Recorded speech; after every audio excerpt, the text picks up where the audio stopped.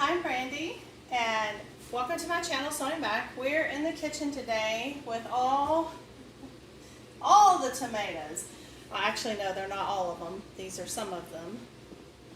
And today I'm going to try another canning video on we're going to do another Mrs. Wages. I want to see, because you can do a water bath with this one. And this is the Mrs. Wages medium salsa. Now, she has an original one, I think, and a hot one. They were both sold out. I was able to get one of these, and so we're going to attempt to make this with my homegrown tomatoes. I'm going to tell you, you need about 6 pounds of tomatoes, which is about 18 medium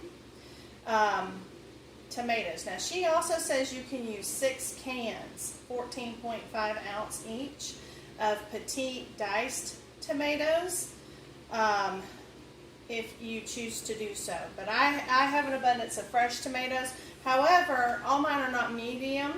I have small, I have large, I have different sizes.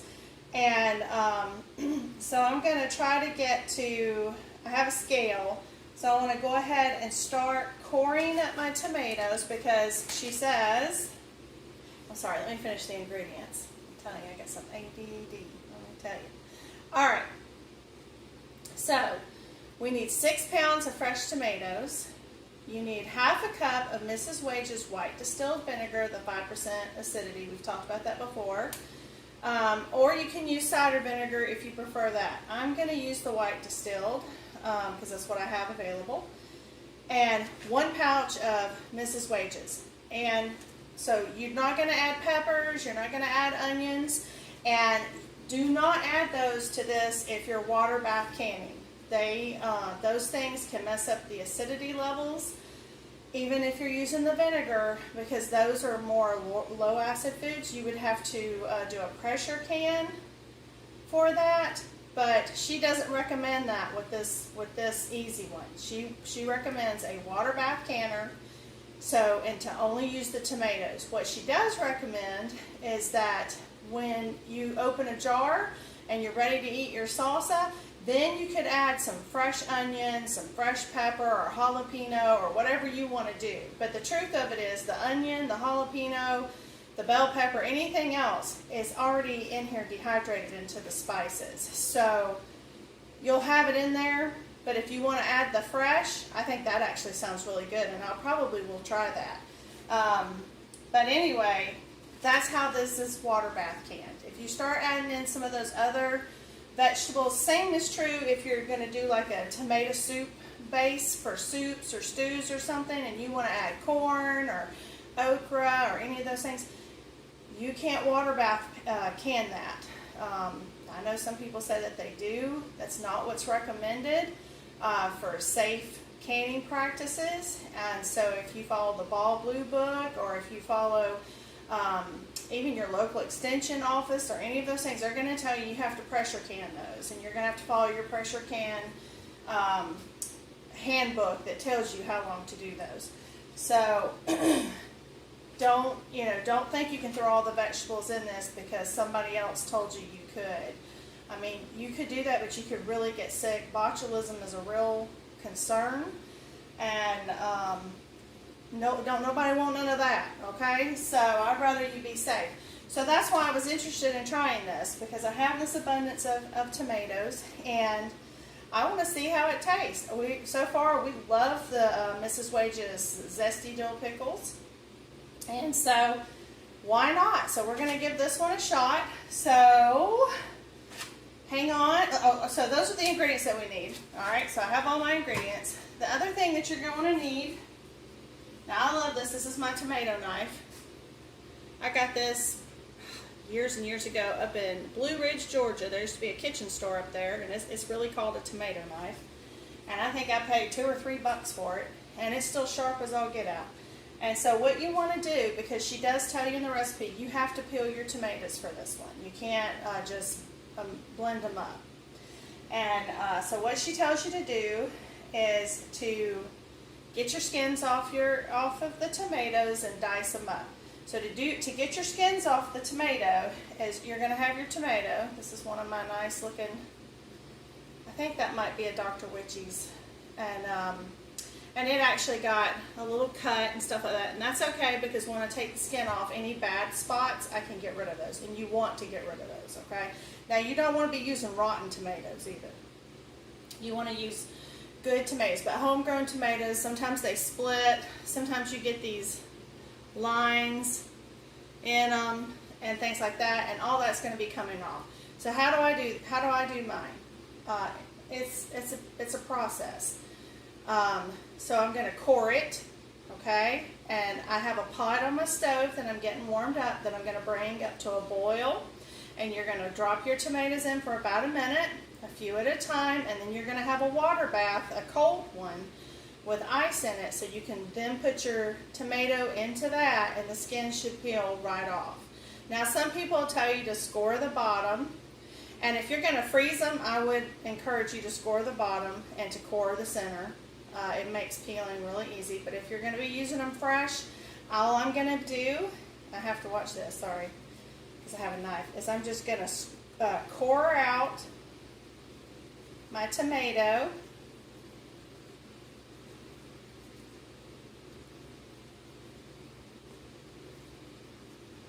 And just from coring it out, and I have a trash bowl, because all these cores and stuff, all this stuff's going to my chickens. They love tomatoes. So I'm just going to core that out like that, and it should peel right off. I won't have any problems, just like that, okay? Now, if you want to score the bottom, you can, but I've done it both ways, and it's just more work. So, and especially when you start getting into these littler ones, yeah, no thank you. So that's just what I'm going to do. If you want to do it, you do you, and I'll do me. All right, so that's how you core one. So I'm going to get the rest of these cored, and then I'll take you over to the stove and show you the process of putting it in the boiling water, taking it out, peeling it out, and then we'll move on. So hold that spot, or hold your place. Hold that place. I'll see you in a minute. So I wanted to show you. I just had it. Oh, so I have, a lot of times when you get heirlooms, you get these wonky kind of tomatoes. You still want to try to core that, but you've got to be really careful, okay? Because there's parts where you could really hurt yourself. So when I do that, I like to use a little cutting board and to put it down on the counter so it's not in my hand. And just to try to get that out as best I can, because that way if the knife were to go through, it's going to go through on this board, not through my hand. And see, I was able to get the core out that way. You just have a little bit more precision. Now it's like 2 little tomatoes, and that's okay. I'll peel both of those because I've got a lot of the smalls already anyway. So if you have heirlooms, just be really careful when you're coring these suckers out, because, or even if you just have a small tomato, if that's just nothing too big. Again, I'm not going to do that. I'm just going to use my cutting board, get that little cap out, and I've cored that tomato. So I know you think, well, duh. But if you knew how many people I know who get comfortable with a knife and have really ended up doing a lot of hand trauma and nerve damage, because that's how accidents happen. So I just want to bring your attention to that. So be mindful that when you're doing that. Now there are little spoons that have the little. They actually have little spoons you can get. They have like the little teeth on them, so you can kind of core them out. I had one of those a while back, and it just would mash up it didn't stay sharp, so it would just kind of smash my tomato, so that I didn't particularly like that. I like my knife and my cutting board method. So that's my method. If you have that other and it works for you, then man, you just keep going at it, because it's probably safer. But for me, this is how I'm doing it, and I just wanted to kind of mention that. because, like I said, I've had more than several friends who have ended up cutting themselves pretty bad in their hands. Your hands have so many nerves, and you know, I don't want anybody to get hurt. So I'll be back in a minute because I'm still cutting tomato. I'll be cutting for a little bit, and you don't want to watch all that. So I'll be back in a few minutes. All right, guys. So I can't totally get it in the shot. I've got my green pot here heating up so I can bring it to a boil. I haven't put the ice in. I'll do it at the very end, but it's cold water, and this measured up to be on my food scale. Matter of fact, I went over the limit on my food scale with this. They said it was about 7 pounds. I zeroed out to take the bowl out. So I'm thinking that's going to be enough for the recipe because it calls for 6 pounds since I have different sizes. I still have a good bit of tomatoes, which is good because I have another Mrs. Wages video I hope to make. I don't know if I'll get it done today, but hope to get it made on her pasta sauce. She has a pasta sauce one, and I really want to do it to make pizza sauce. That's kind of what I'm wanting it for, and because I do a lot of sourdough homemade pizzas here at the house, and I've also done gluten-free pizzas because most of the gluten-free pizzas, if you go out to get one, they're horribly expensive. They're very small because they use a store-bought crust or whatever. I found a couple places that have better than other, and if it's a treat or something, but honestly what we found is I can make a really nice pizza, a healthier version, and my family likes it. It's a whole lot cheaper. Whole lot cheaper, and that way everybody can get what they want on it. And matter of fact, I have a video of how to do a sourdough pizza from scratch, and I will in the near future get that one up. But so what we're waiting on now is when this starts to boil, I'll put ice into my water bath, not my water bath, my ice bath. So you put your tomato in for about a minute, then you put them in the ice, and you should be able to peel the skins off the tomato. Once you get that done, I'll have another bowl to put the tomatoes in, and then you're going to dice those up, and then we've got to cook those. So we actually have to cook the tomatoes. I believe these get cooked, I think it's 10 minutes. I'll have to reread. And at that point, I do have my jars. They were sanitized, but of course, nothing ever works out just perfect so that they're coming out of the dishwasher hot and ready to put hot stuff in. So I have them in my oven on about 250, just so my jars are nice and warm. They're keeping them sanitized, they're clean, it's enclosed, especially because I have a dog who has fur that just goes everywhere. So this is how I have found in my house to keep everything kind of tidy. I also have him, he's not in my background right now because of it, because he's shedding right now. He's in his house having a nap. So anyway, so that's going to be the next step. And so when the water comes up to a boil, I will show you how to get it in there so you can have that visual, and then we'll get moving. Okay, so my water has come up to a boil. I'm not going to turn on my fan because I know it makes it really loud. So if I steam up, I'm just getting a facial, that's all. So if you ever have those big blocks of ice that get stuck together, this is a good project to get rid of them, right? Because you can't never do anything really with them. So I'm going to put this in my cold water. Woo! I'm just going to leave that like that. I've got a few more pieces as we go because I know this will kind of melt. So as you can see, I've got my tomatoes cored. So I'm going to drop them in, and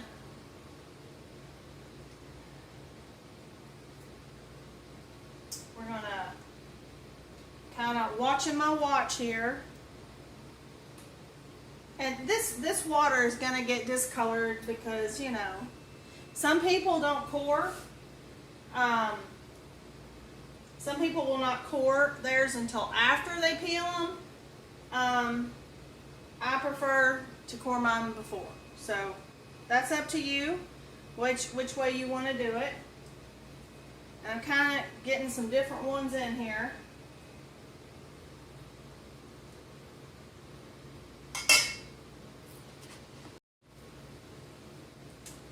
Okay, so I got them in here. It's been about a minute. I'm going to go look. The Mrs. Wages package said 3 minutes. So maybe she knows something I don't know.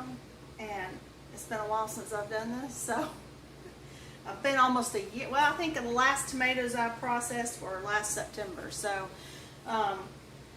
10 months, it's been a while. So I'm going to follow what she said. Now, if you can see, I don't know if you can see this spot. It looks like I have a bad spot. It's where the blossom was. This is one of the heirloom ones. And once I peel them, I'll just cut that off. I try, if I had any that were just really, I just put that in my chicken bowl for my chickens. And when I finish these, I still have all these to do. These were all the tomatoes that were ripe. These are all my tomatoes. And one tip, if I did a food dehydrator video I put up, and I'll link it, and it talked about I was dehydrating bell peppers and cucumbers. As a matter of fact, I did my second batch is finishing up of just cucumbers because we couldn't believe how much we liked the cucumber chips, just plain, nothing on them or anything. They're delicious. And since we have cucumbers coming out our ears, that's a new way for us to use cucumbers because we've made a lot of pickles. All right, that's 3 minutes. I'm going to take these out. I'm going to put it in my ice bath.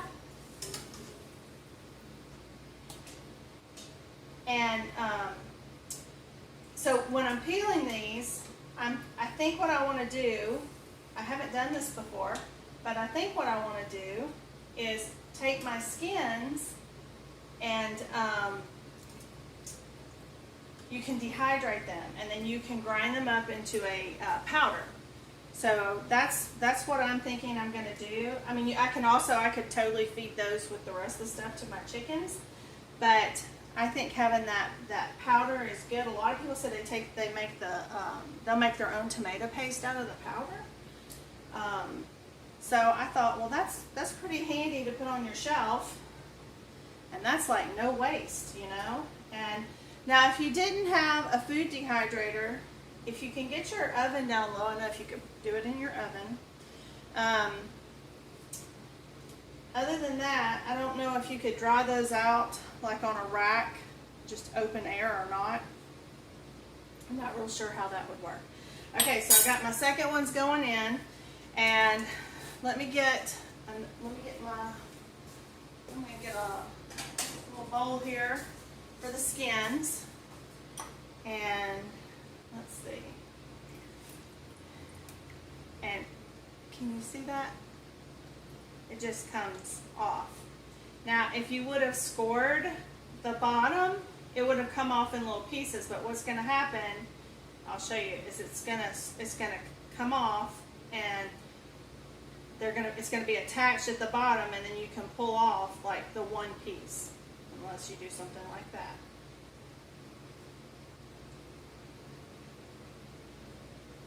Well, that didn't totally work, but, and I don't even know if you could see it. I'm sorry, I'm going to have to move my bowl over. So, and now I've got this off. Now I'm going to put this in another bowl because I'm going to do this whole process before I start dicing them.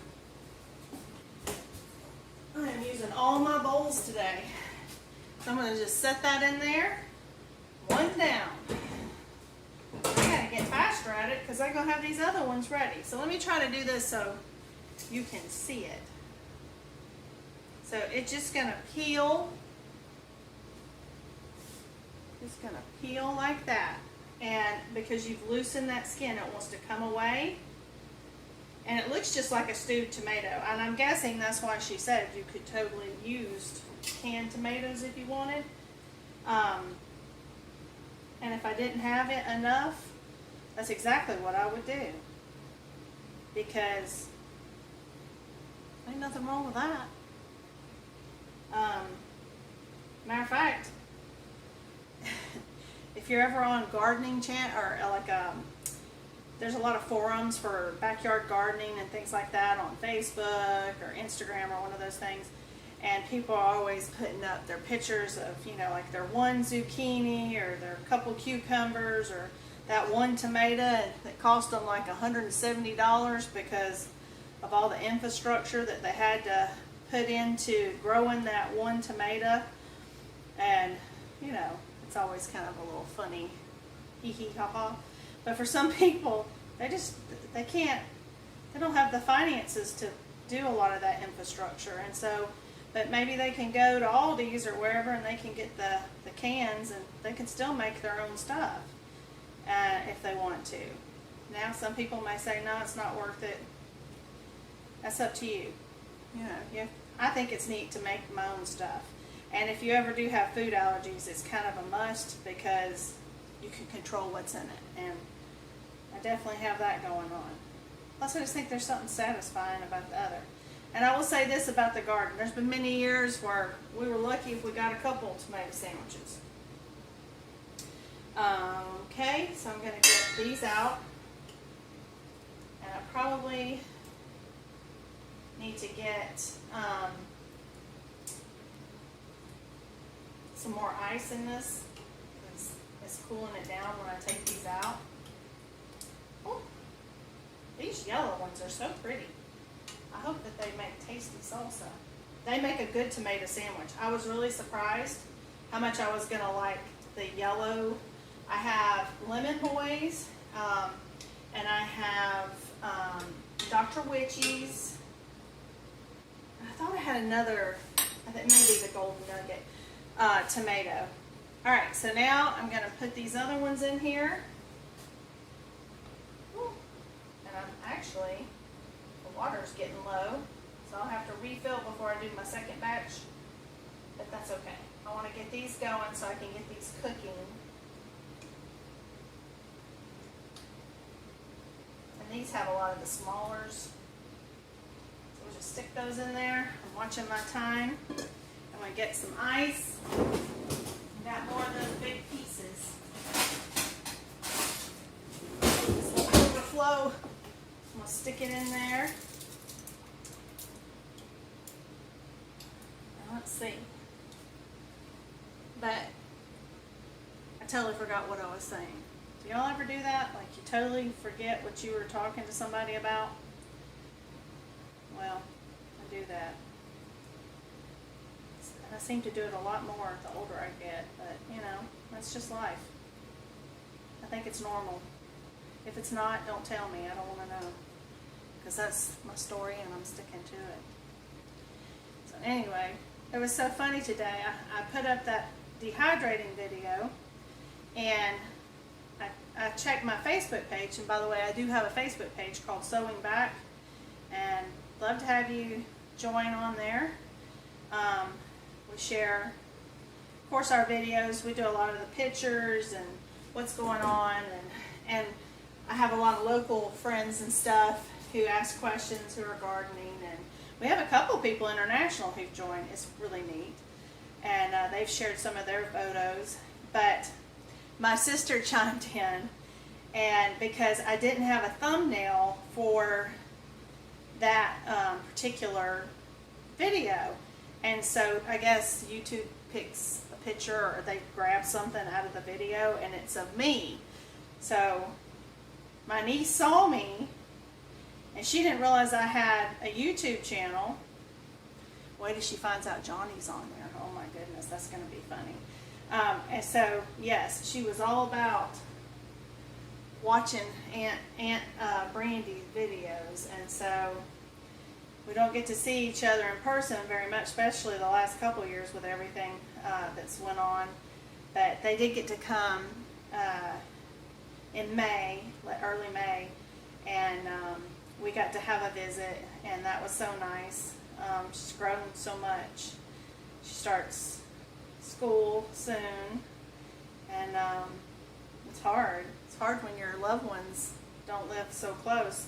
especially because we're from here, born and raised, and the majority of our family, they're all here. I know a lot of people, they have to travel to see everybody, and so that was one hard thing when she got married to her husband, because his job is where they're at. They live in North Carolina, and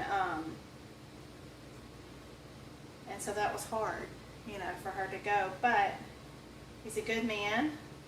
He's a good daddy, and they're happy, and they've made a home. And to be quite honest, I'm envious sometimes when we've gone, because they don't have the traffic and all the stuff like we do. Let me tell you, it's just, whew, it's a whole nother level. And you know, people talk about the ATL traffic, and while that's like no joke, but just around in these suburbs, we've had so many transplants and stuff, and people coming because we've had jobs and stuff. And so we've just had a tremendous amount of growth. And my son and I were even talking today about, I was taking him to work, and we saw like 3 different cars, and this was in the morning, and one was from Mississippi, one of them said Utah, and one of them was somewhere up north. I can't remember which state it was, but he was like, look at all these cars, you know, look at all these people, and there's just people everywhere. And I told him, I said, yeah, it wasn't like that when I was a kid. It was very different. And even my sister, even she's 11 years younger than I am, and so you know, it was different when she was coming up, but just the same, it was still not like it is now. It's just crazy. And so it's kind of weird, but it is hard when you have your loved ones, and like I said, they move off, jobs and things. So far all my kids are still here, but I won't be shocked if one of them ends up, you know, moving off, or having to move because of a job. I know with my oldest that could always be a possibility. For now, he's here, and I'm thankful, because that's really the only thing I've known. It'll be weird. I mean, I want my kids to go and do and be what they're supposed to do and be. You know, I don't.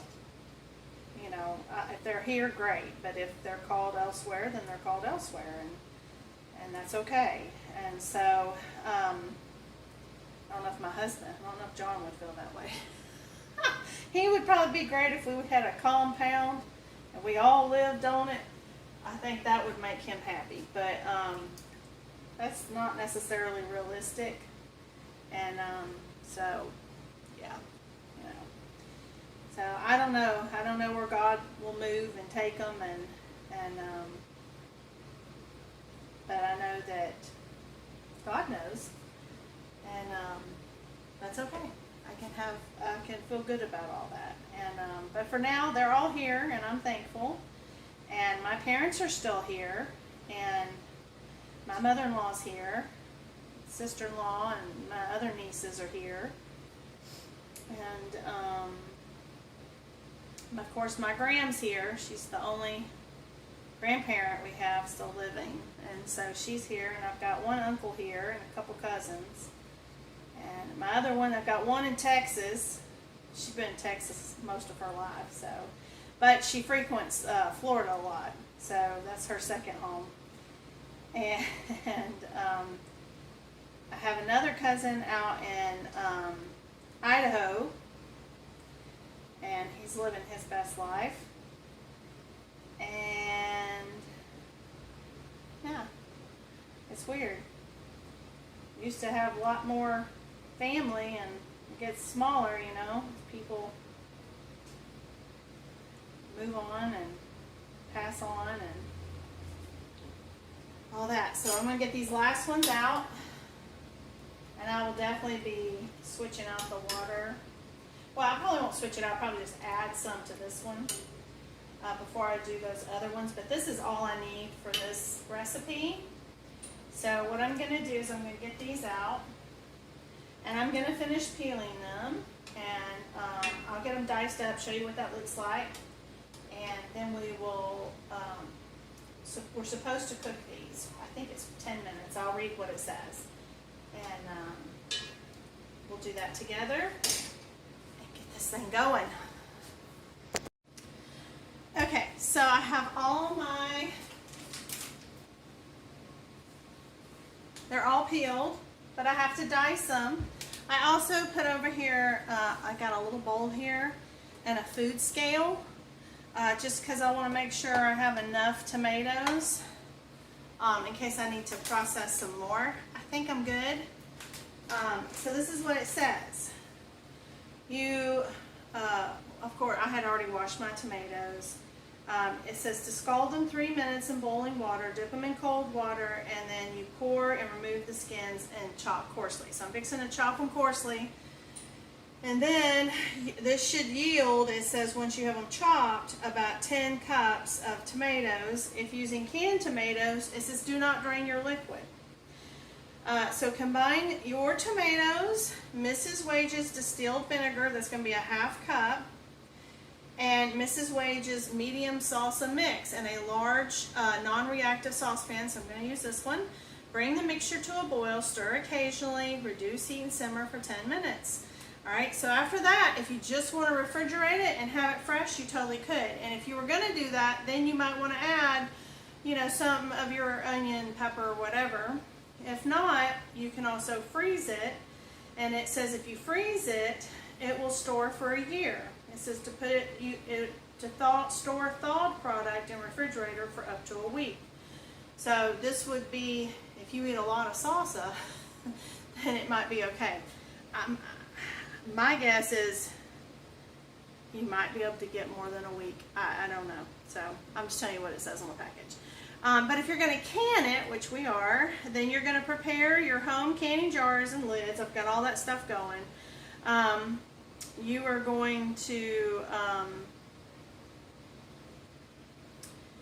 and then we're going to water bath can it for 40 minutes, leaving 1/2 inch headspace. And remember, we have to air bubble, do all that, and we'll do all those things.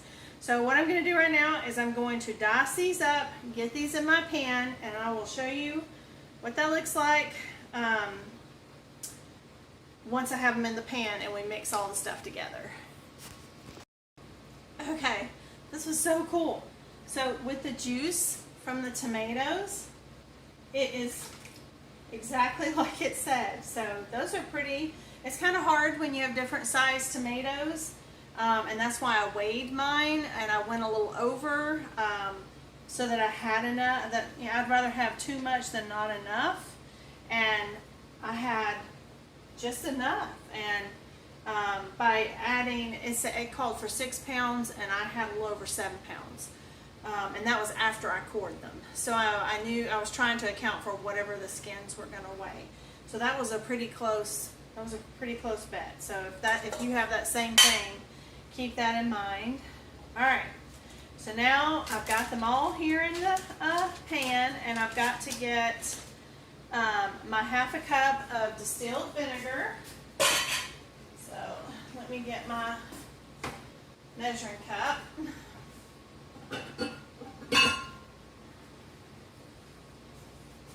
And so we're going to do 1/2 cup of, now it says you can do cider vinegar or distilled vinegar. I'm using the distilled. So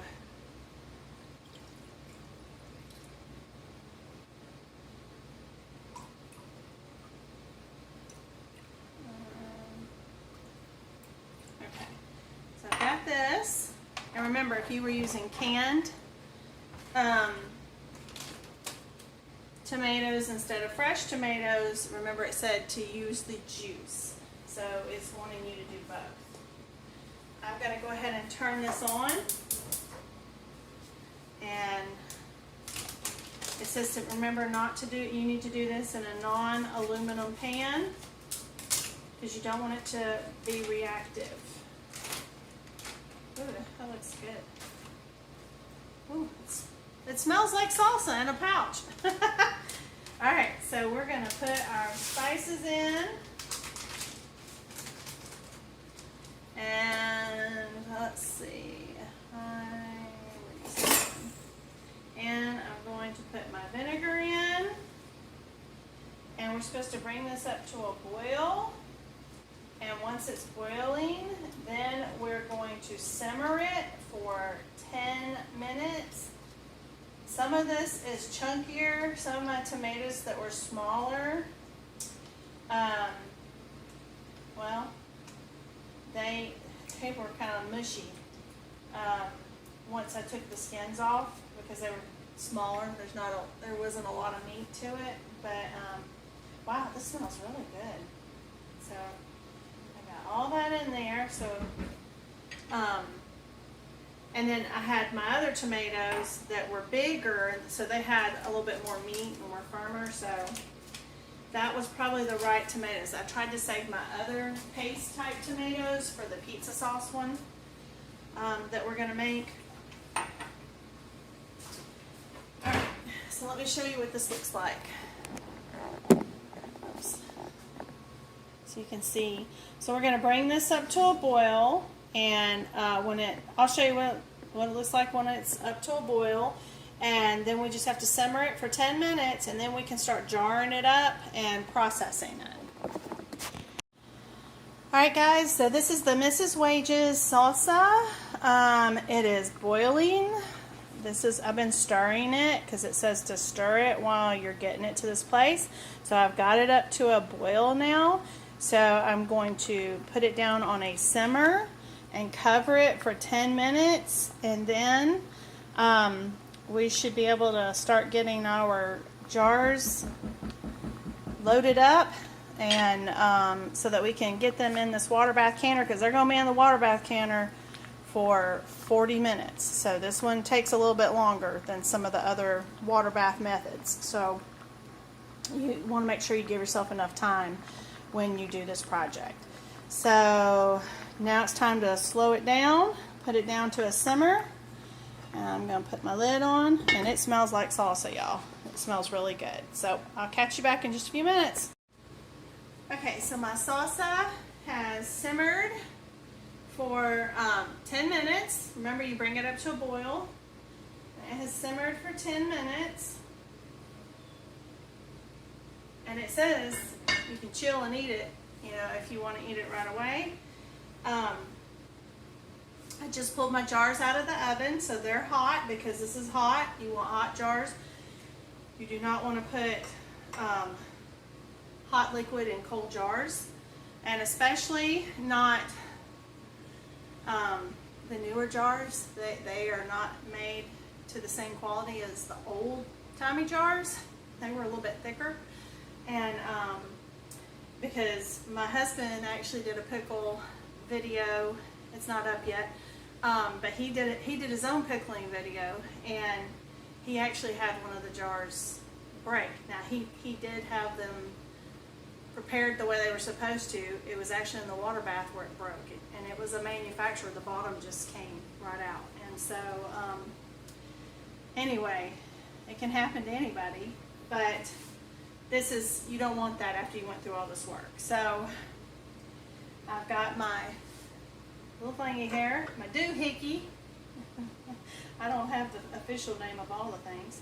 I have a clean rag. I got my white vinegar, and I like using like a cup to pour this in. Remember, this one is going to have a 1/2 inch of head space. This one's going to have to be in a water bath canner for over 40 minutes. So it says that it'll make 5 pints. I have 6 pints. I always do at least 1 extra, because that way if I have any extra, I can just put that in the refrigerator. If I have enough to get 6 pints, great. If I don't, then I can put that in the refrigerator and we can eat on that, because that's the worst, not to have something to put it in. And it does smell really good.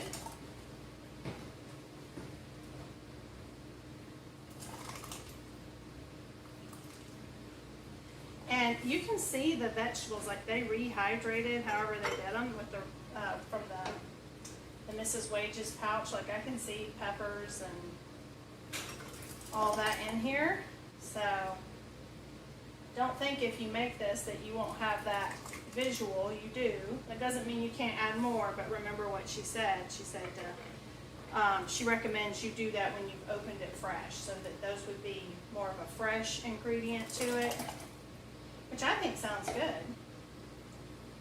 So, you know, that's just my take on it. That one may have got a little overfull. So this part, honestly, this is so much easier than the cucumber packing and all that, because you got cucumbers sticking up and you're trying to figure out that head space. And when it's liquidy like this, like, you know, if you went over, like I went over on that one. But that's okay, I can fix that.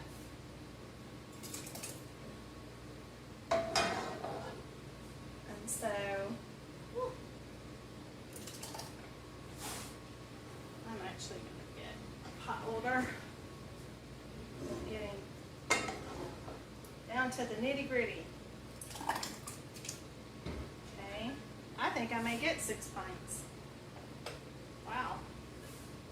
Hot diggity dog. I'm all for it.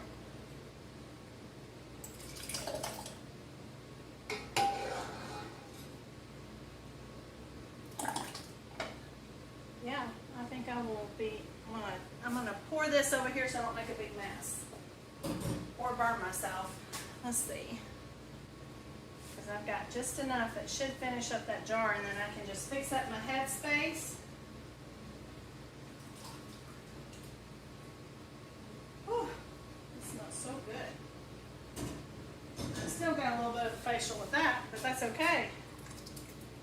Yeah. Look at that. So this did 6 jars. It said 5. Mine came up to 6. And I don't know if that's because mine were juicier tomatoes or something. I don't know. I'm going to get a big spoon so I can take some of this off. Let's see. Sorry. Because that's not a 1/2 inch headspace. I don't know if you can see it, but I definitely overfilled some of these. So I'm going to take some of it out.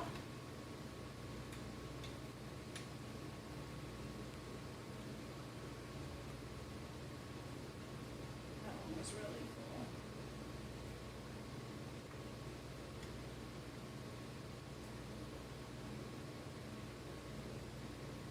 Okay.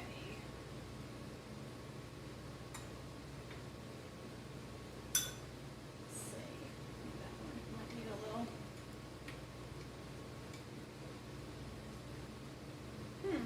All right, so let me, so I've got this little bit. I need to check the headspace first. So we're going to be using the 1/2.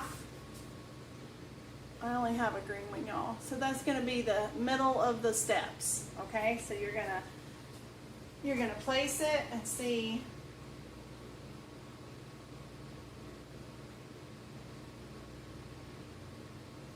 So 1/2. So I actually could put some in this jar. And now that's perfect. 1/2. That one's perfect. That one's perfect. That one's perfect. That one could probably have a little taken out. Now it's perfect. And I think I'm going to take just a smidgen of this one out. And now that's perfect. Okay, good. So I actually have a little I can set to the side. That way Johnny can try it when he gets home from work. All right, I got a chopstick. I've been telling y'all I usually use a butter knife when I debubble. And yes, even though this is liquidy like this, you're still supposed to debubble it. But I love the idea of doing the chopstick because it's easier to get in. I can't wait to try this like when I have a cucumber, something like that, because, or like when I do some more processing of green beans. Lord willing, I'll get to do some more green beans. I've got some. I'm thankful I processed those first ones, since I'm having so much issue with the Japanese beetles on the Kentucky pole bean, the Kentucky Wonders that I have out there on their pole beans, and they're having a hard time. My rattlesnake green beans are doing well. I'm wishing I would have planted the rattlesnake ones on the big trellis and done the Kentucky Wonders on the other. But I didn't, and you know, what you gonna do? Live and learn. Next year I will, you know, I still have some Kentucky Wonder seeds, but I won't buy those again for me. As far as pole beans go, the rattlesnake consistently have done so much better for me. So that's what I'm gonna do. All right, so we've checked our headspace. We've debubbled. I got my clean washcloth. I got my white vinegar, because these, you definitely have to get them rims clean. So that's what I'm gonna do. I got my bands over here, and I've got my lids and some warm water. You just want to go around it, because if you've got some kind of tomato product on there, you could affect your seal. I'm going to use my little handy dandy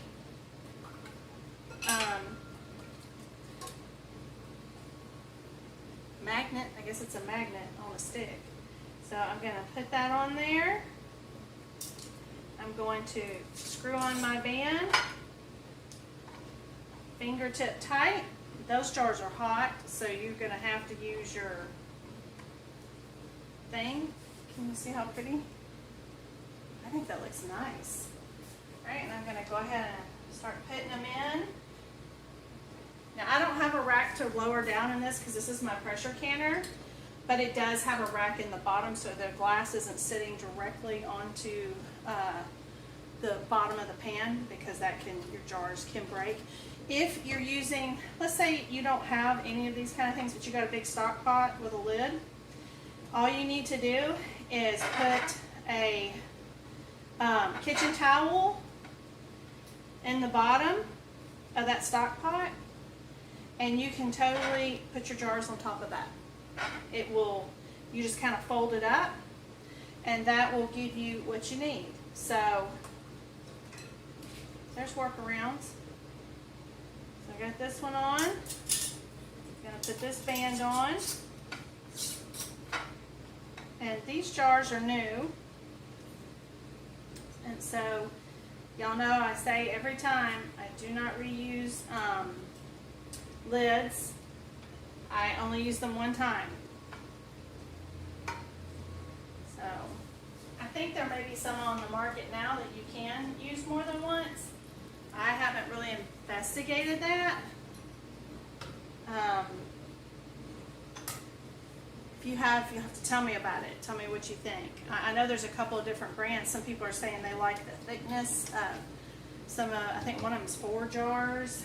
I don't know that you can reuse theirs twice. I just know that I've heard that people really like the thickness of the lid compared to the changes that have been made with some of the Ball and Kern products.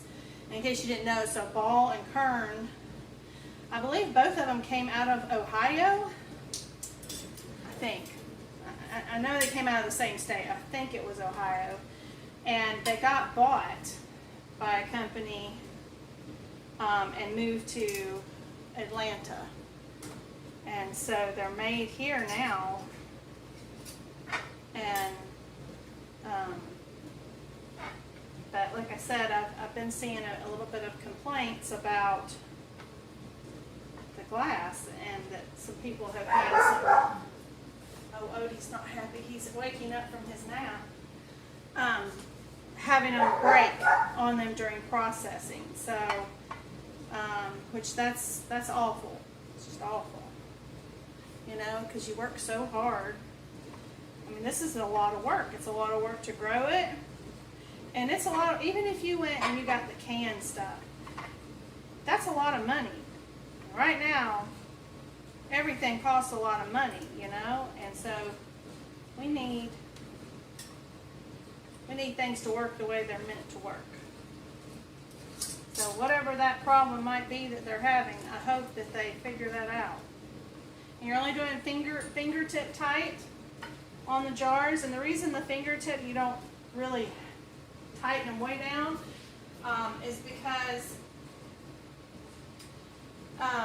you can mess up the whole process, and they could sink down in on themselves, and that's not what you want. You want them to seal, and so it'll mess up the process.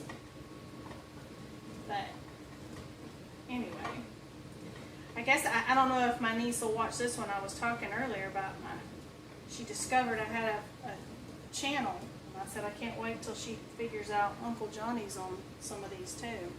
She loves Uncle Johnny, and he loves her.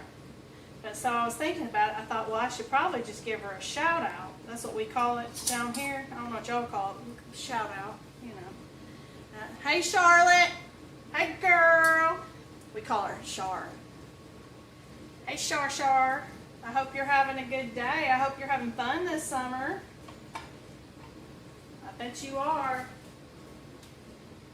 I bet you are. I heard you got to do some camps, but that was fun. I always like doing camps. I got to go. We didn't have a lot of money when I was coming up, and so my mom and Richard, that's my stepdad, but to me, he's my dad,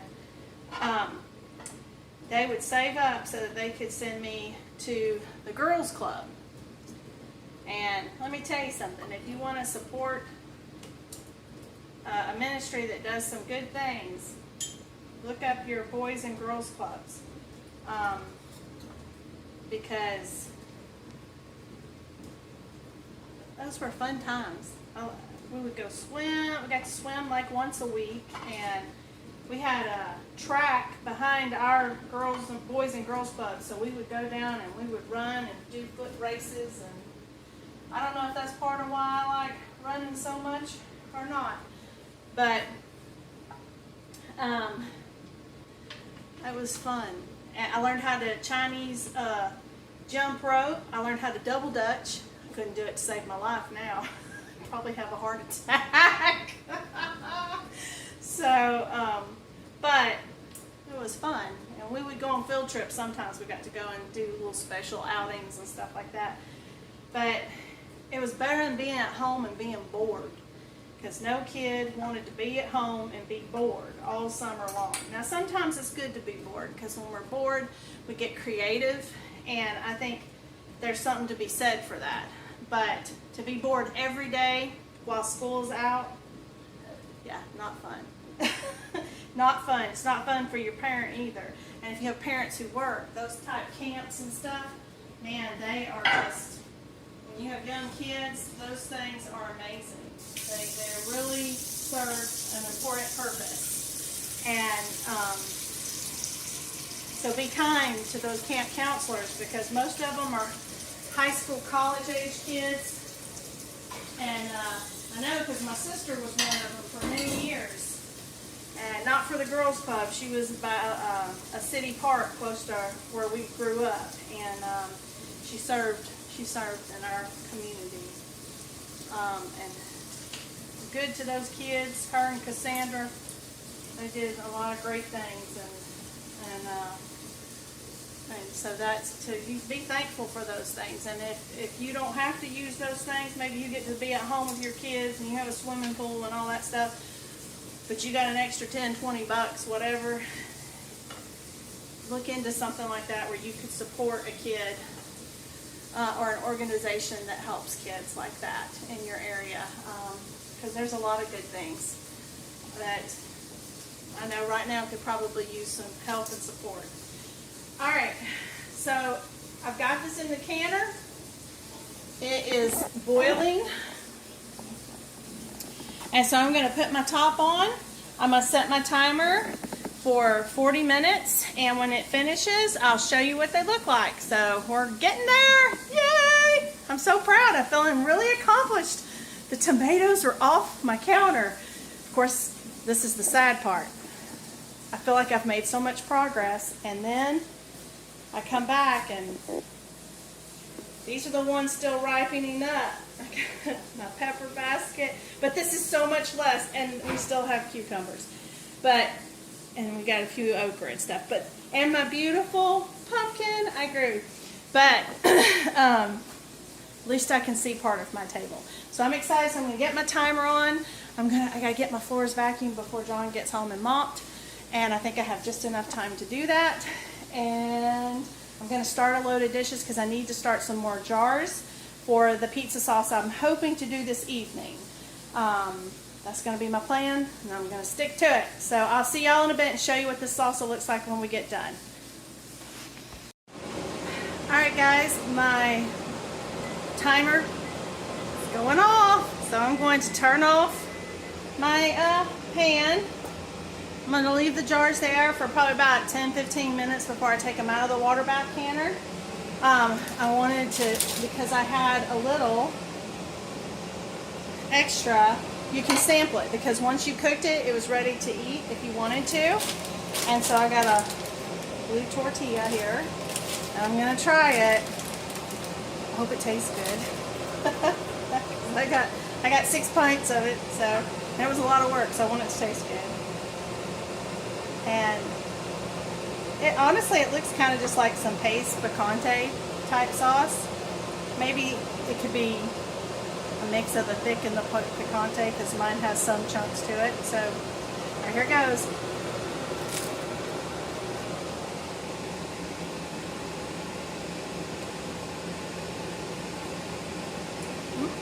That's got a good flavor.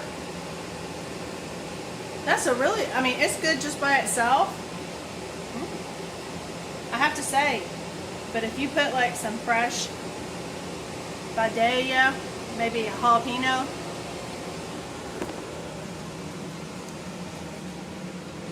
you could put some bell pepper. It doesn't need it, like it's fine on its own, but if you had that coming out of your garden and you wanted to put that in and have that crunch, it's a great tasting base. So it would be really good. It'd be good either way, eating it just like it is, or if you wanted to add some of those things to it. So I'm excited. That's good to know. So this makes me more hopeful about the pasta sauce. So I will show you what the jars look like when we can take them out. We'll wait, like I said, about 10 minutes, 15-ish, somewhere in there, and then I'll take the jars out. We'll let them sit for 24 hours. Then we'll take our bands off, wash them off if they need washing off. I always put what it is, the date, and it goes down in the pantry. So anyway, we're almost there. Yay! Accomplishment. Alright, so Johnny, today I made the Mrs.WagesSalsa. This is a medium salsa. Goofball. And I want you to taste it. Okay. Tell me what you think. Because after you cooked it, you could eat it immediately. Turn around so we can see you. Yes, we know he has to smell it. It engages all the senses. Yes, yes, yes. It does.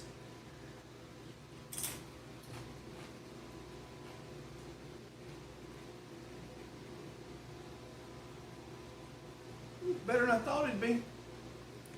Well, that sounds great. Thanks, Johnny. That makes people want to try that. It's better than I thought it would be. No, that's not bad. I think it's kind of like a consistency of a paste. Yeah, no, it has a good flavor. I keep eating it. She I like it better than store-bought. She recommends that when you open it. Who does? Could you quit turning your back to me? No, let me eat this. She does? Mrs. Wages recommends I don't that. even think that's a real person.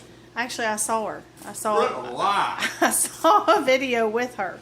Anyway, she says if you want to add peppers or onions, fresh and stuff, you just add it to it when you open it up to eat it.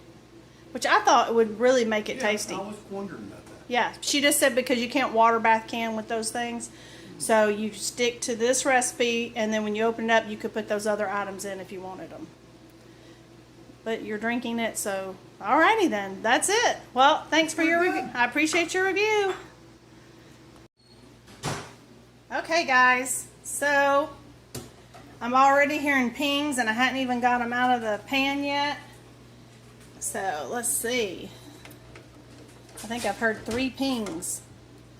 So, ooh, that is. See, it looks just like a paste picante or something like that. That's pretty. All right, we're gonna take it out. Let's see. And hopefully the rest of them will ping.